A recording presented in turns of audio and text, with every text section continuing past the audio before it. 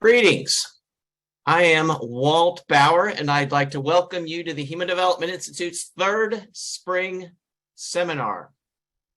My brief visual description is I'm a white male wearing glasses with hazel eyes and a blue shirt with a blue and gray striped tie. My pronouns are he, him, his. I'm sitting in front of a virtual background. My virtual background is a 3-story brick academic building that has offices for the Human Development Institute on the University of Kentucky campus. The sun is shining on the brick building. We welcome all the participants who are joining us. Our moderator and panelists will provide an opportunity for questions today, and we welcome questions from all of our participants. We have live captioning for the webinar and the closed captioning feature. Turn on the captioning by clicking on the closed caption button at the bottom of your screen and then clicking show subtitle. Should you have questions about CEUs, you can contact me. My email address is walt.bauer@uky.edu. Again, my email address is walt, W-A-L-T, .BOWER@uky.edu. Please take a moment to complete our brief evaluation. You will receive an email that provides a link to access the session evaluation. It is really helpful as we plan for upcoming webinars. We would like to add, the opinions of the panelists do not necessarily reflect the views of the Human Development Institute. The title of the webinar is Disability, Pride, and Prejudice, Beyond the Self in Self-Advocacy. It is a pleasure, an honor, and a privilege to introduce our moderator today. Bev Harp is Project Director for Innovative Supports for Autistic Workers, also known as ISAW, a project of the Human Development Institute, and is a self-advocate faculty for the LEND program, also known as Leadership, Education, and Neurodevelopmental Disabilities. At the University of Kentucky, Bev is an autistic self-advocate who has presented at national conferences for APSE, AHEAD, TASH, and many other organizations. She holds a master's degree in social work from the University of Kentucky. Now, without further ado, I'm going to turn it over to Bev Harp.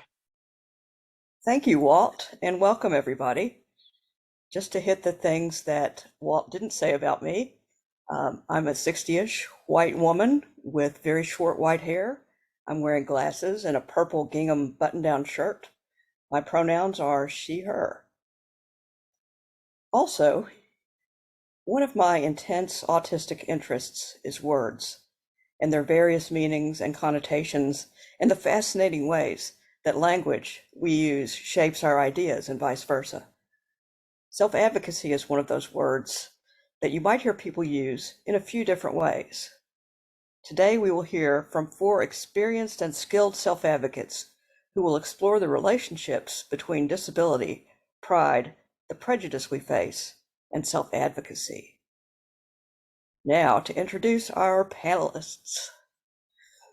One of our original people wasn't able to make it today, and we will miss Morgan Turner, but I'm delighted to welcome Maxfield Sparrow, who so kindly agreed to take his seat on the panel.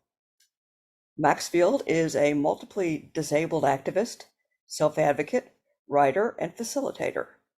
Their work is centered around autism, addressing issues of poverty, autonomy, gender, employment, and more. They are the author of the ABCs of Autism Acceptance, a great book, and the editor of Spectrum's Autistic Transgender People in Their Own Words. Maxfield Sparrow can be found online under their name or by searching for Unstrange Mind. And I believe everyone else has opted to self-introduce, so who would like to go next?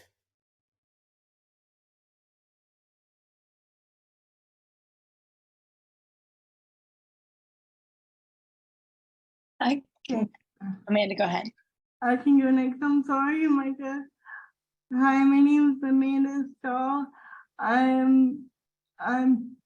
live here in Louisville, Kentucky, and I'm a self-advocate. Like, I don't know, like the last 15 years, 20 years. I have a master's degree in social work, and I'm a licensed clinical social worker, and I'm one of the co-founders of the Independent Secrets Project, which is is organized and developed for and by people with developmental disabilities. We focus on mental health, advocacy, and education. And I've been doing that for about 8 years now. And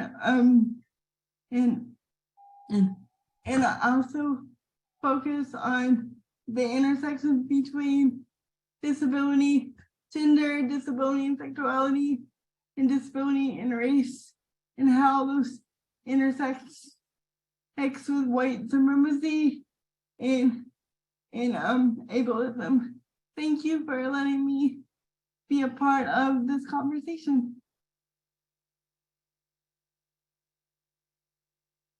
Amanda, complete.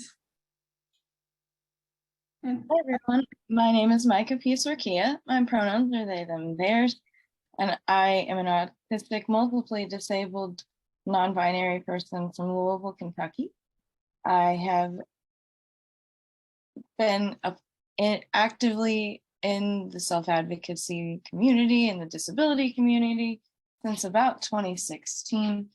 I have a bachelor's in integrative studies from Northern Kentucky University.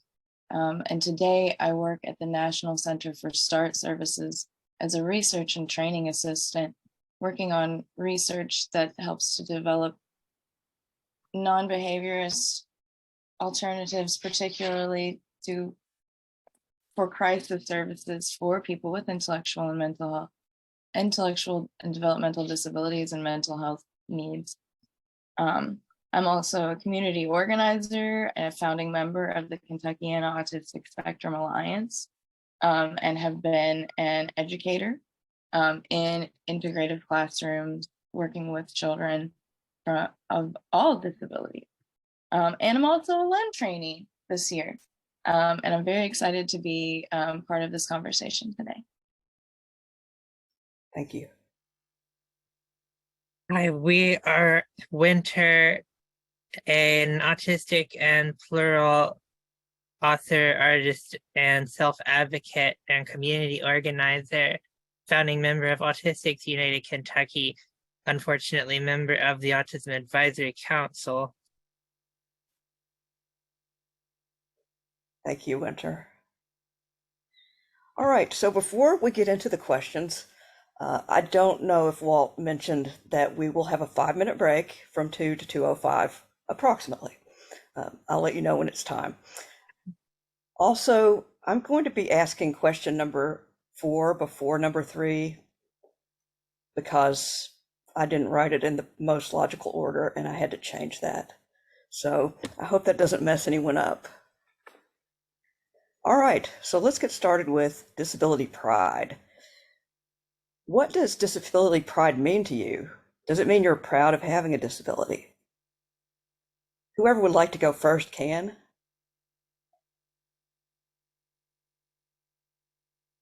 Amanda, she, her. I can go first.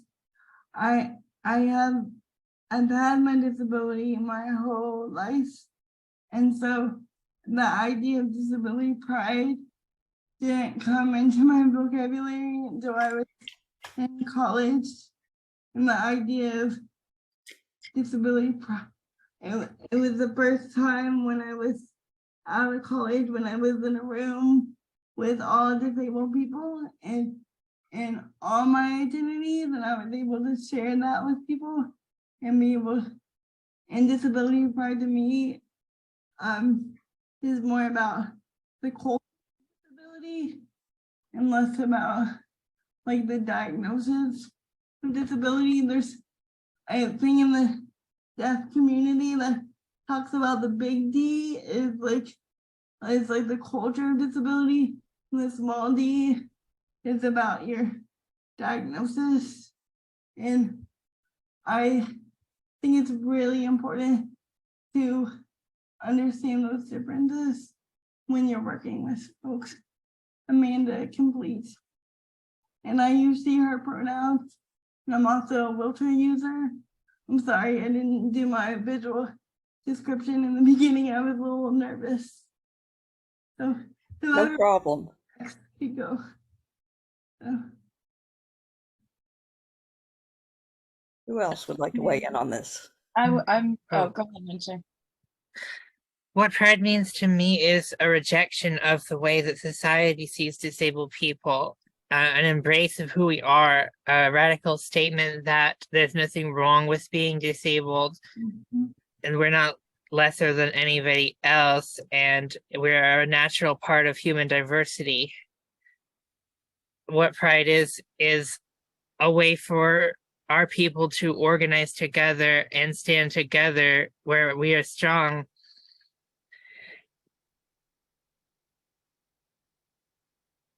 Thank you, Winter.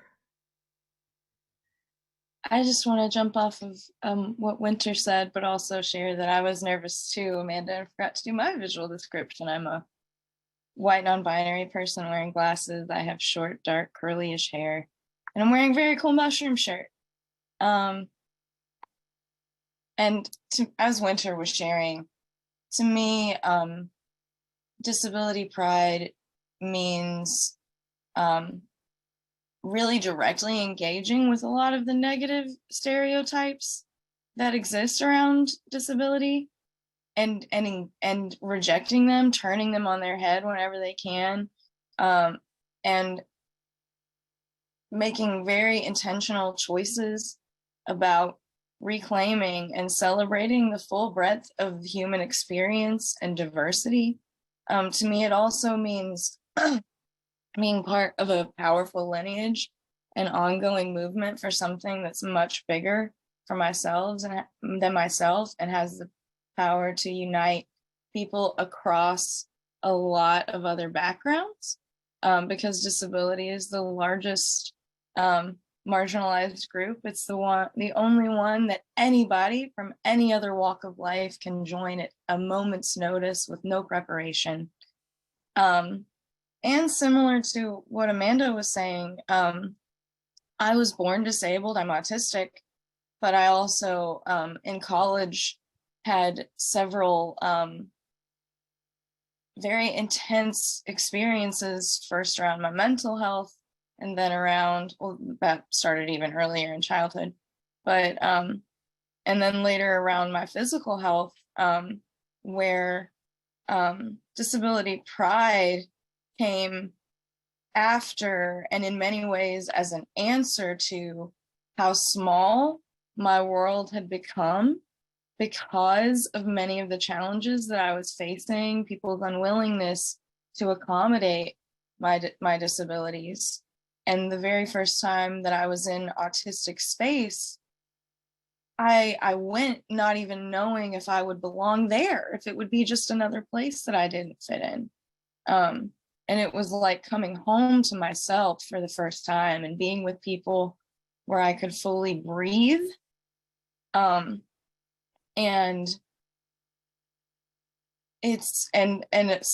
for me, a big part of my pride comes with an intense need to share that with other people, an intense love for, as Amanda said, the disability culture that we create when we're together, and given the autonomy and the resources to take charge of our spaces.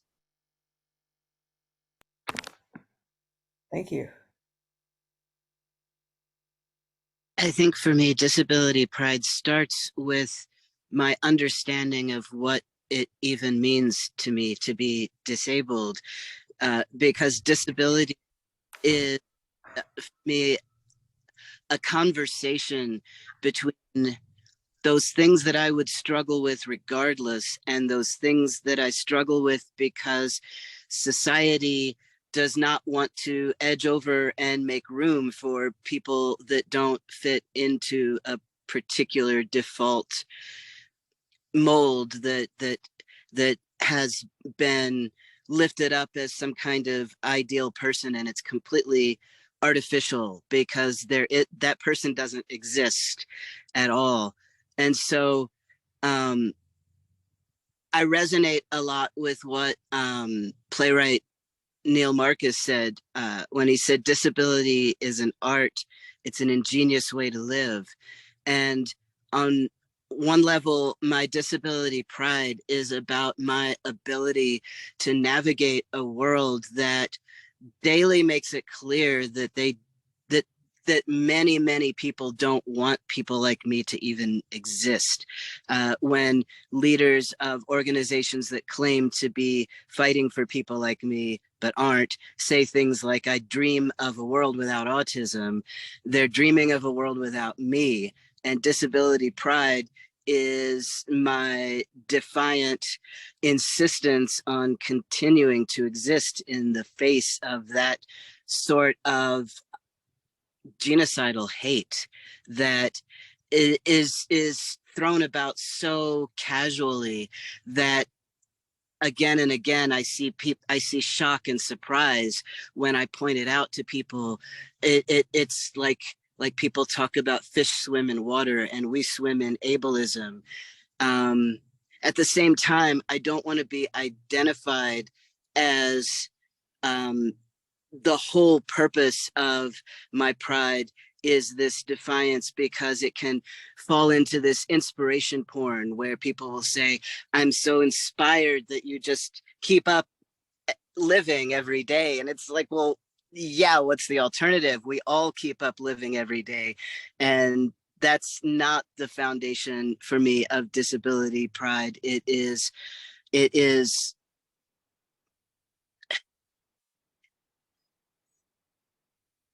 is about interrogating my own internalized ableism and refusing to give into it. And um and and not just surviving and thriving, but like Marcus said artfully, like living my best life. That is my disability pride, because being disabled is so much woven into who I am that just living my life out loud is always disability pride automatically, without me even having to lay philosophy or politics over top of it. Disability pride is just who I am. Thank you all for the wonderful answers to that question. And I just want to say, if any panelist wishes to respond to what another panelist had to say, feel free to take about a minute to do that. Otherwise, we'll move on.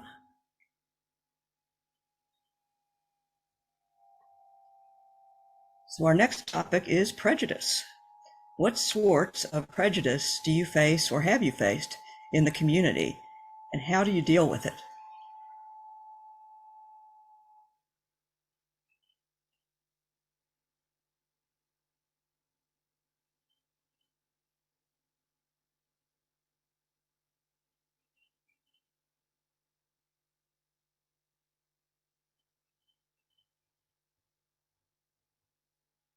Could I ask a clarifying question? Sure. When you say community, we actually live in communities. So are you talking about the larger community? Are you talking about within the disability community? Are you talking about communities of work and school and family? This is such a big question. Wow, Max. All the layers, yeah. I mean, I think you might be autistic.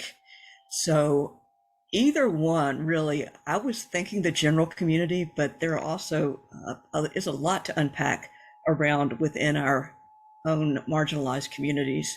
So take it in whatever direction works for you.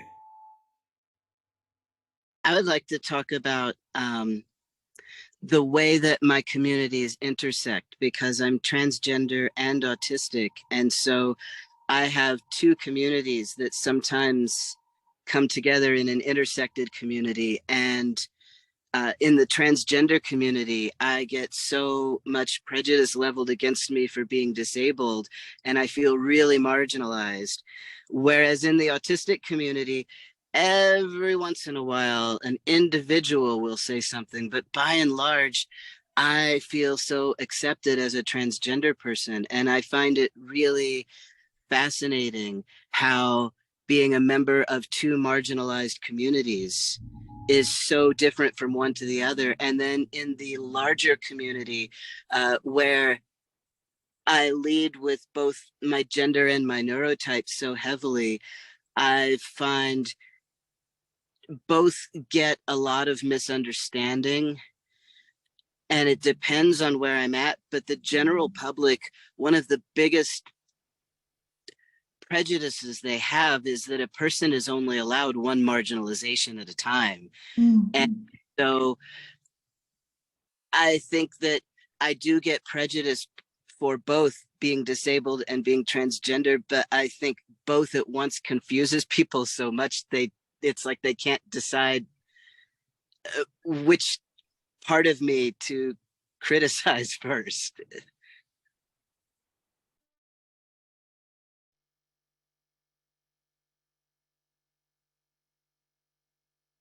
Good points. Would anyone else like to talk about prejudice that they have faced?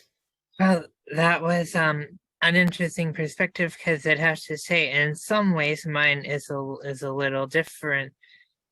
And I pretty much live mostly in weird autistic trans girl society at this point, where so many people around me are disabled and neurodivergent, that I really feel very accepted in the trans community.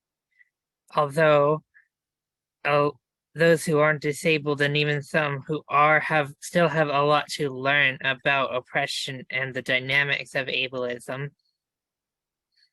But I feel a lot more listened to than I do in mainstream society, where it's a never-ending struggle to accomplish even the most basic trivial thing.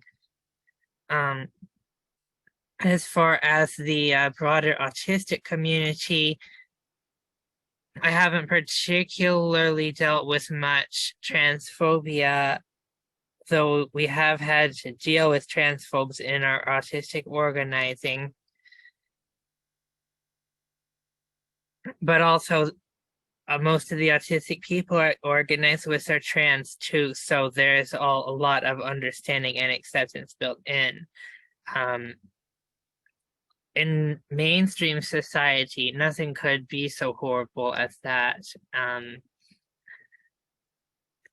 One of the major struggles for most autistic people is employment, because the entire system of it is rigged against us. And that causes there to be a really significant struggle of survival, as things just become more and more expensive and harder to access. I also greatly have to be aware of discrimination in the medical side of society, and it seems like a huge liability to tell healthcare providers that I'm autistic, lest they take away or try to take away something that I need to live. But in general, in mainstream society and in underground societies and everything in between, the persistent issue is the social element of ableism against autistic people. People who,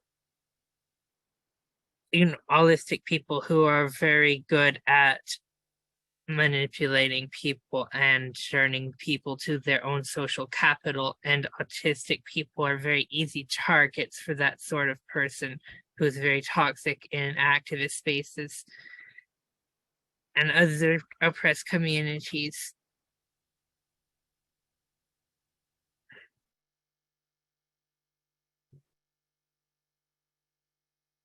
Thanks, Winter.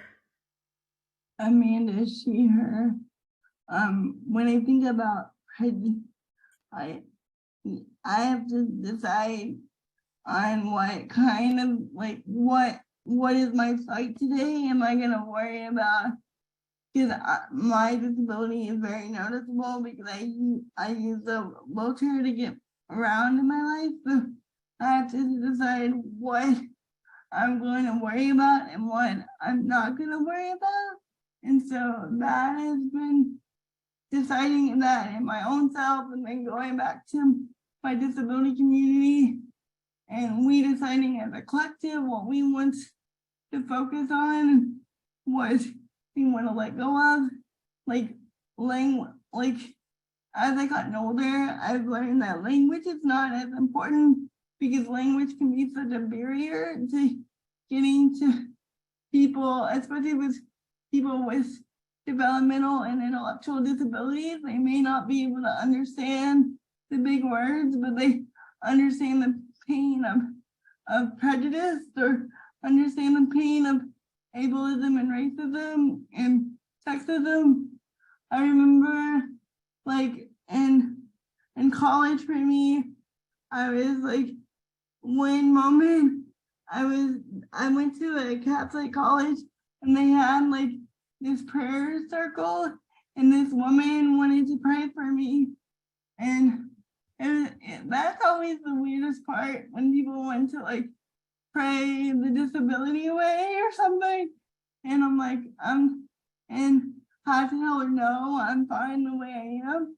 And then the same afternoon, I went out with a friend of mine, and I told her that I was dating a woman at the time, and she said I was gonna go to hell, all in one afternoon. And I was just like, and that, to me, that kind of like dichotomy is, it's like your two intersectionalities, like, but nobody told me as humans in those moments, and it really bothered me.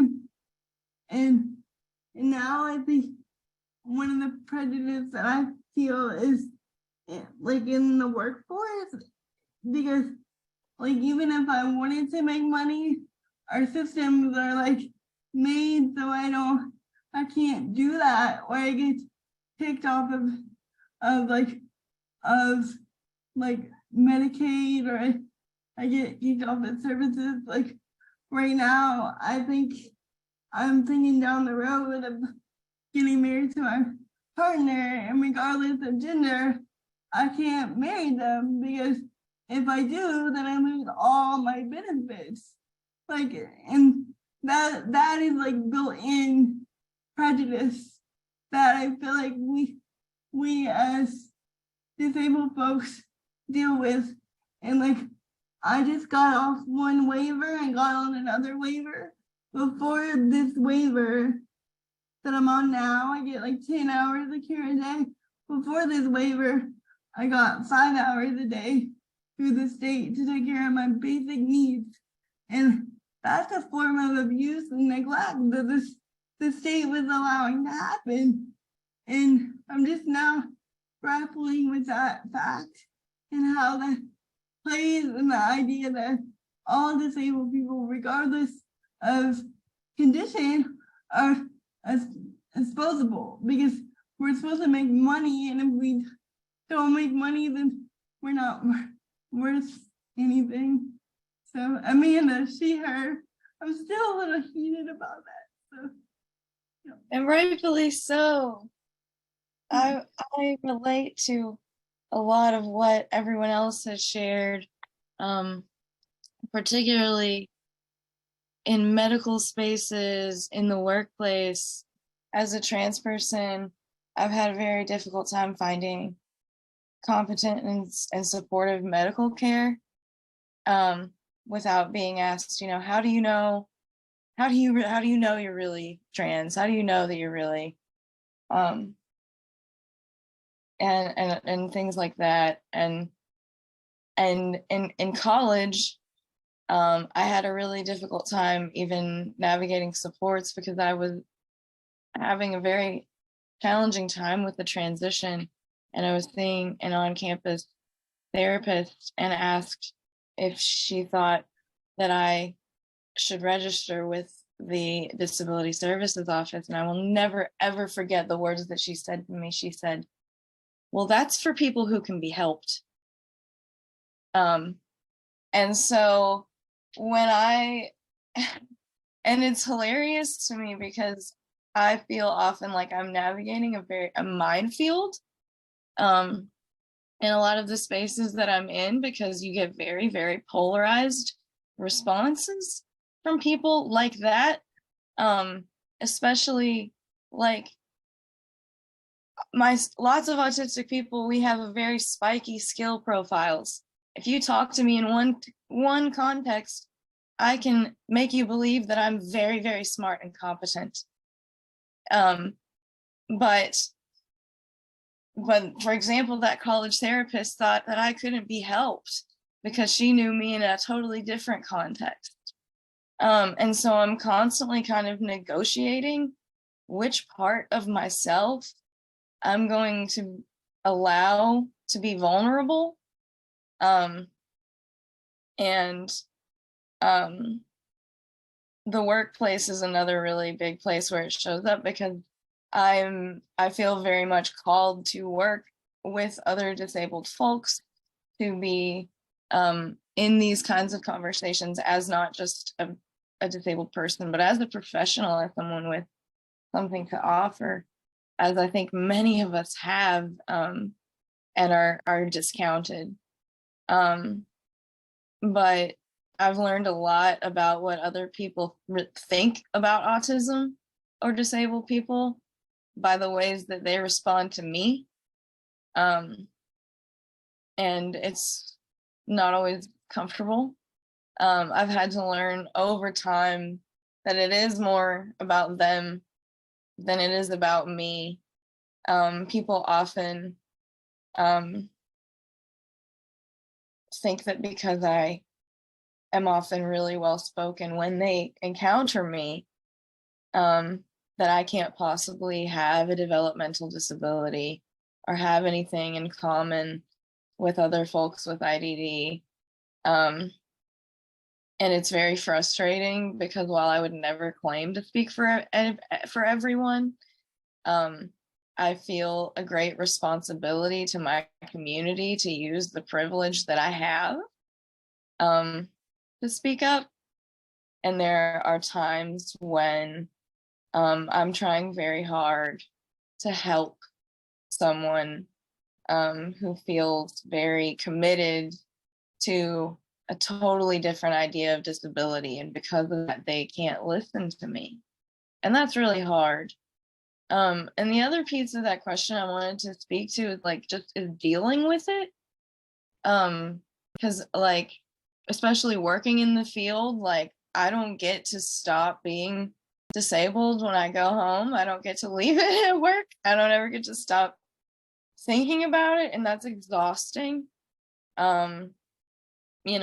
It's I wouldn't change my life, but it is really tiring at times, and I need a lot of time to myself for that. And I have to balance that with the other really important thing that helps me get through this, which is collective and community care, creating and maintaining safe and supportive disabled spaces, because autistic space was the first place where I got to really feel empowered and at home, and has been a stabilizing force in my life. And I'm always also trying to really learn about and reflect on and keep myself situated in history, because a big piece of pride for me is being part of this lineage of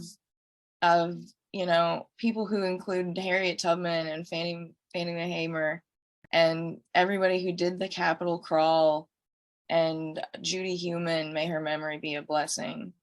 And just trying to stay grounded on where we've come from and how we still feel the reverberations of history today. So when I'm encountering prejudice, it's not about me, and it's about being motivated to do something about it. So yeah. Thanks, Micah. That was very relatable about how we can be viewed as completely incompetent in the morning, and then in the afternoon be barely disabled at all, not at all disabled enough to have a say in things.